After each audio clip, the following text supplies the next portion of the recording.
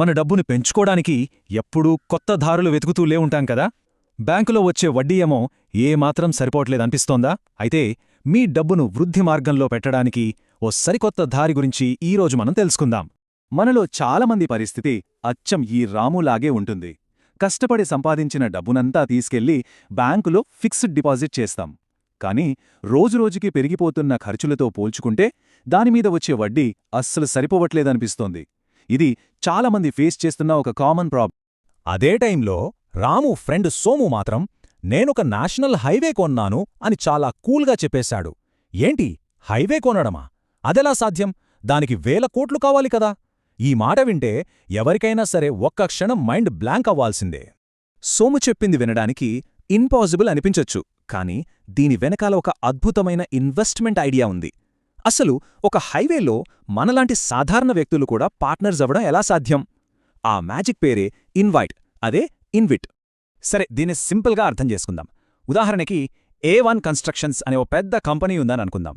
వాళ్ళేం చేశారంటే దాదాపు 5,000 కోట్ల రూపాయలు ఖర్చుపెట్టి ఒక పెద్ద నేషనల్ హైవే కట్టారు. ఇప్పుడు ఆ హైవే మీద బ్రహ్మాండంగా వెహికల్స్ తిరుగుతున్నాయి, టోల్ ద్వారా మంచి ఇన్కమ్ కూడా వస్తుంది. అయితే ఆ కంపెనీకి అక్కడితో ఆగాలని లేదు, ఇంకా కొత్త ప్రాజెక్టులు చెయ్యాలి. దానికి కావాలి డబ్బు. ఇక్కడే అసలు కథ మొదలవుతుంది. వాళ్ళు ఇన్వెట్ అంటే ఇన్ఫ్రాస్ట్రక్చర్ ఇన్వెస్ట్మెంట్ ట్రస్ట్ అనే ఒక స్పెషల్ ట్రస్ట్ను క్రియేట్ చేస్తారు. సింపుల్గా చెప్పాలంటే ఇది పెద్ద పెద్ద ఆస్తుల్ని తమ పేరు మీద ఉంచుకోవడానికి ఏర్పాటు చేసిన ఒక ట్రస్ట్ అన్నమాట. ఈ ప్రాసెస్ చాలా సింపుల్గా ఉంటుంది. చూడండి, ఫస్ట్ స్టెప్, ఆ 5,000 కోట్ల విలువైన హైవేని ఈ ఇన్విట్ ట్రస్ట్కి ట్రాన్స్ఫర్ చేస్తారు.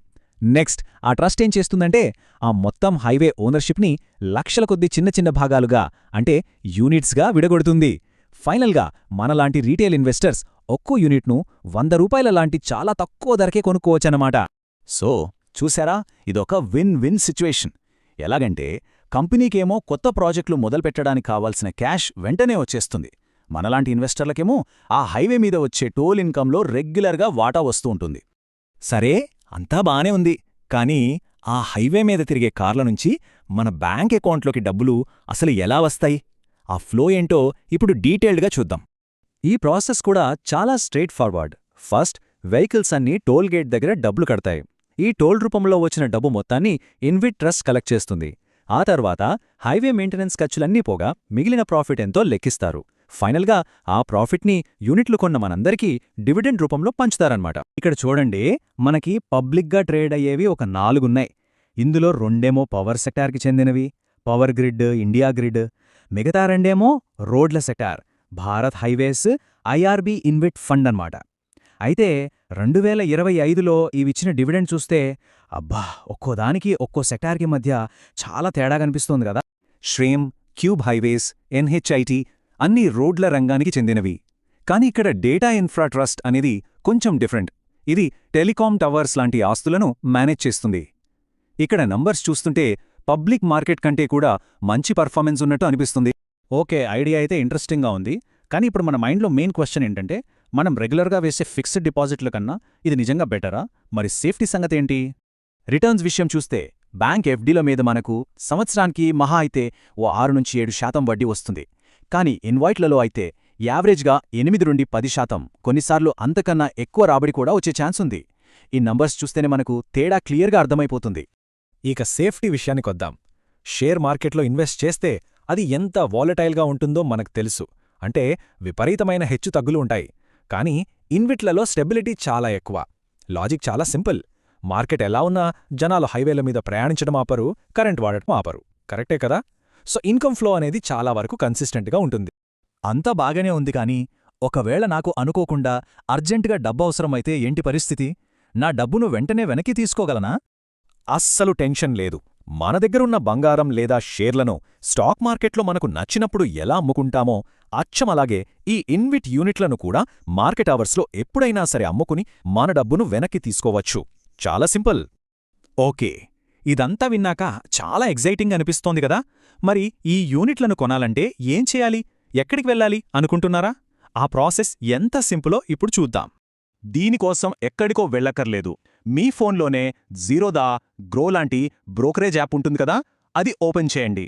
సర్చ్ బార్లో పవర్ గ్రిడ్స్ ఇన్విట్ కోసమైతే పీజీ ఎన్విట్ అని, రోడ్ల కోసమైతే IRBN ఇన్విట్ అని టైప్ చేయండి. వెంటనే అక్కడ ఒక్కో యూనిట్ ధర కనిపిస్తుంది. సుమారుగా 100 నుండి 110 రూపాయల మధ్యలో ఉంటుంది. మీకు ఎన్ని యూనిట్లు కావాలో ఆ నెంబర్ ఎంటర్ చేసి బై బటన్ నొక్కండి. అంతే, అయిపోయింది. కంగ్రాట్స్! మీరిప్పుడు అఫీషియల్గా దేశ మౌలిక సదుపాయాలలో ఒక పార్ట్నర్ అయ్యారు. ఇకపై ప్రతి 3 నెలలకోసారి మీ వాటాగా వచ్చే డివిడెండ్ డైరెక్ట్గా మీ బ్యాంక్ అకౌంట్లోకి వచ్చి పడుతుంది. అయితే ఒక్క నిమిషం ఆగండి. ఇదంతా వినడానికి ఎంత బాగుందో, ఇందులో కూడా కొన్ని రిస్క్స్ ఉన్నాయని గుర్తుంచుకోవాలి. ఏ ఇన్వెస్ట్మెంట్ అయినా సరే కాయిన్కి 2 సైడ్స్ ఉన్నట్లే. మరి ఆ రిస్కులేంటో తెలుసుకోవడం కూడా చాలా ముఖ్యం. ఉదాహరణకు, మీరు ఇన్వెస్ట్ చేసిన టోల్ రోడ్డుకు పక్కనే గవర్నమెంట్ ఒక కొత్త ఫ్రీ హైవే కట్టిందనుకోండి. అప్పుడు మీ రోడ్డు మీద ట్రాఫిక్ తగ్గి మీ ఇన్కమ్ పడిపోవచ్చు. లేదా ఆ హైవే మెయింటెనెన్స్ సరిగ్గా లేకపోయినా జనాలు దాన్ని వాడటం మానేస్తారు. ఇలా ఏ కారణం వల్లనైనా సరే వాడకం తగ్గుతే మన ఆదాయం తగ్గే ప్రమాదం ఉంటుంది. అందుకే సోము చెప్పిన ఈ పాయింట్ చాలా ఇంపార్టెంట్. ఎప్పుడూ కూడా టాటా లేదా పవర్ గ్రిడ్ లాంటి చాలా స్ట్రాంగ్, మంచి పేరున్న కంపెనీల ఇన్వెస్ట్స్లో మాత్రమే పెట్టుబడి పెట్టడం సేఫ్. ఇది మన రిస్క్ను చాలా వరకు తగ్గిస్తుంది. చూశారు కదా, ఇన్నాళ్లు మన డబ్బు బ్యాంకులో అలా సైలెంట్గా పడుకుని ఉంది. ఇప్పుడు దాన్ని దేశాభివృద్ధి అనే హైవే మీద పెట్టి వృద్ధి మార్గంలో పరుగెత్తించాల్సిన టైం వచ్చిందని అనిపించడం లేదా? ఒక్కసారి ఆలోచించండి.